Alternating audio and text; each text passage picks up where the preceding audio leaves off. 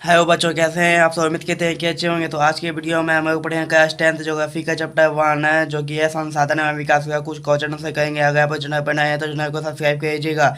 तो देखते हैं क्वेश्चन नंबर 1 क्या है। सत्तापोषी विकास। सत्तापोषी विकास किसे कहते हैं? देखेंगे आंसर। यह आर्थिक विकास की प्रक्रिया है। यह जो आर्थिक विकास की प्रक्रिया है, जिसका उद्देश्य प्राकृतिक संसाधन तथा पर्यावरण बिना किसी नुकसान पहुंचाए वर्तमान तथा भविष्य दोनों की जीवन की गुणवत्ता बनाए रखना चाहता है। यानी कि यह जो कहा है आर्थिक विकास की प्रक्रिया है। आर्थिक विकास की प्रक्रिया है जिसका उद्देश्य है प्राकृतिक संसाधन तथा पर्यावरण के किसी नुकसान बिना पहुंचाए। यानी कि प्राकृतिक संसाधन वो किसी प्राकृतिक संसाधन को नुकसान नहीं पहुंचाना चाहता है। वर्तमान और भविष्य जो है उसकी गुणवत्ता बनाए रखना चाहता है। अब देखेंगे हमें क्या है। यो डी जेनेड प्राथमिक सम्मेलन 1992 ईस्वी में कहा हुआ। देखिए यो 1992 में ब्राजील के शहर यो डी जेनेरो में संयुक्त राष्ट्र पर्यावरण और विकास सम्मेलन के तत्वावधान में राष्ट्रीय उद्देश्य ने योजना 21 पारित किया।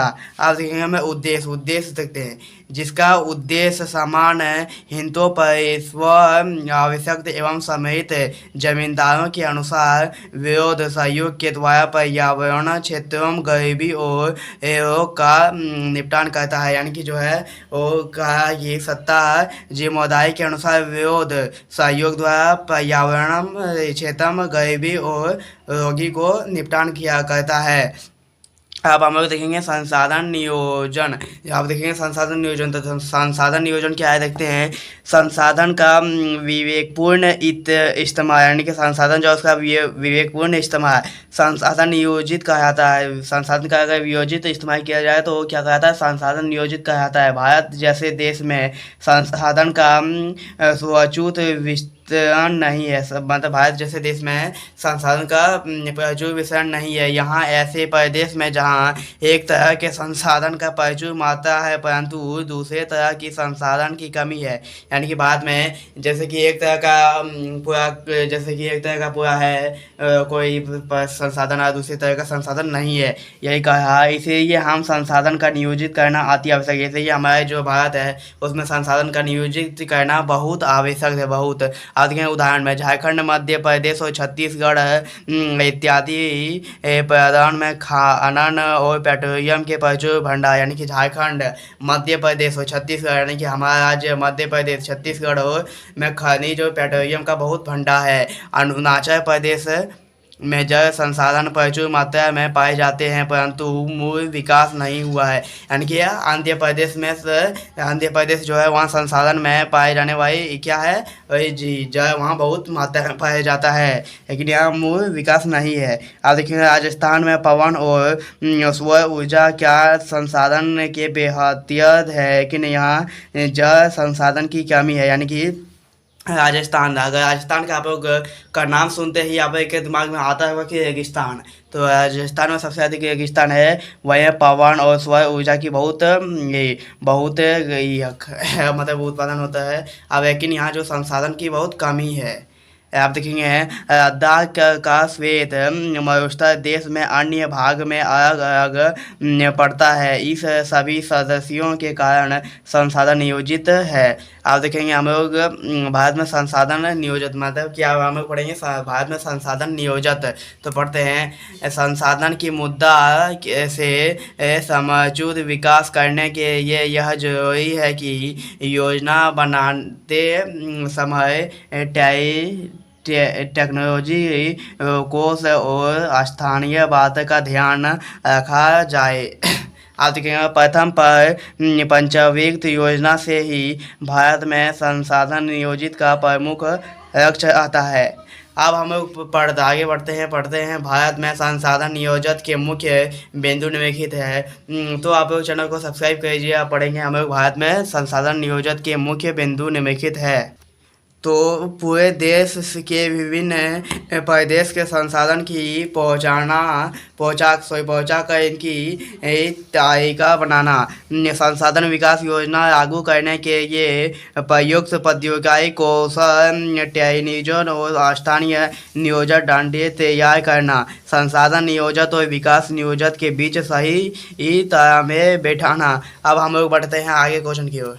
संसाधन संरक्षण आप पढ़ेंगे। संसाधन संरक्षण किसे कहते हैं? देखते हैं। संसाधन का उचित प्रबंधन ताकि जल, भूमि तथा वनस्पति एवं मुद्रा का इस प्रकार से प्रयोग करना कि भावी पीड़ित की जरूरत का भी ख्याल रखा जाए। यानी कि जैसे कि जल, भूमि और वनस्पति जो है वो ऐसा इस्तेमाल किया जाए कि हमारे भविष्य यानी कि हमारे और पीढ़ी का भी उसमें ना नुकसान हो, उसका भी फायदा हो। तो देखेंगे अब भू संसाधन है कि भूमि का संसाधन देखेंगे। भूमि के यह एक महत्वपूर्ण भूमि एक महत्वपूर्ण प्राकृतिक संसाधन यानी कि भूमि जो है वो प्राकृतिक संसाधन है। एक ऑब्जेक्टिव क्वेश्चन भी बनेगा। भूमि क्या है? एक प्राकृतिक संसाधन है। इसका प्रयोग विभिन्न विभिन्न रूप में करते हैं। प्रकृति, वनस्पति, वन्य जीव, मानव जीव, आर्थिक या परिवहन तथा संचालित व्यवस्था भूमि पर ही आधारित है। अब देखते हैं भारत में भूमि पर विभिन्न प्रकार की भू आकृति जैसे पवन, पठार, मैदान और जीव पाए जाते हैं। अब देखें आप 43% भूमि क्षेत्र मैदान है। यानी कि भारत में जो है 43% भूमि क्षेत्र क्या है? भूमि क्षेत्र आप है जो कृषि और औद्योगिक का विकास के लिए सुविधाजनक है। आप देखें अब 30% भूमि पर वितरित रूप से पवन स्थित है जो बारामासी नदी के प्रवृत्त को सुंदरीकृत करती है। पारिस्थितिक विकास के लिए अनुकूल परिस्थिति प्रदान करते हैं। अब 27% हिस्से पठार क्षेत्र है। यानी कि 27% जो हिस्से पठार क्षेत्र हैं। पठार हम लोग किसे कहते हैं? जो मैदान जो है वो पहाड़ को पठार नहीं कहते। जो मैदान है, मिट्टी जो है वो ऊपर उठ गया हो उसी को हम लोग पठार कहते हैं। पहाड़ जैसा उठ गया हो उसी को हम लोग क्या कहते हैं? पठार। जिनमें खनिज, जीवाणु, ईंधन और वनों का अपार संचरण कोष हो। आप देखें भू उपयोग क्या है?